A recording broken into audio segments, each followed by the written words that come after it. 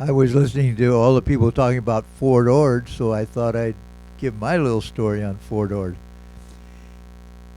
Anyway, I was a junior at Cal, and my aunt, who you never could say no to, insisted that I finish my education and go in the ROTC. So I did that. Well, the first thing when I got to Fort Ord, we had this DI that was all of 19 years old. I doubt if he ever graduated from high school. And he hated college students.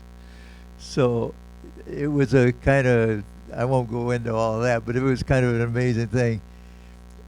The first day we were there, he blew his whistle and he went around the bunks. When he went around the bunks the second time, if anybody was in the top bunk, they landed on the floor. He was really something. But anyway, after I finished basic, I decided to take communications for 8 weeks. And I'm kind of glad I did. It was kind of an interesting group. The one that came first in the class was the oldest one in the group. He was a sergeant. And he was given, when they went to the final 8 weeks, he was in charge of all the communications in our group. The second one in the class, he was communications for a company. And I was third in the class, and I could never figure it out. They gave me to the criminal investigation section to run the switchboard. So first thing I remember is this one sergeant, female sergeant, said to me, "I don't know who likes you to get you this job." So I get in there the first day, and it had the old style plugins, and I had to take a crash course in that. Well, lo and behold, this colonel called in, and I put him on an empty line. I don't know how I did that, but I did.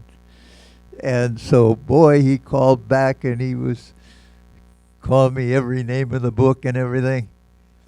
And anyway, my commander there at the criminal investigation section called me in, and he said, "I understand you cut Colonel so-and-so off the phone." He says, "Well, don't let that happen again." But incidentally, I hated that SOB. So then it gets different. 2 days later, my commander calls me in. He says, are you still in the barracks? Are you still doing formations?" I said, "Yeah."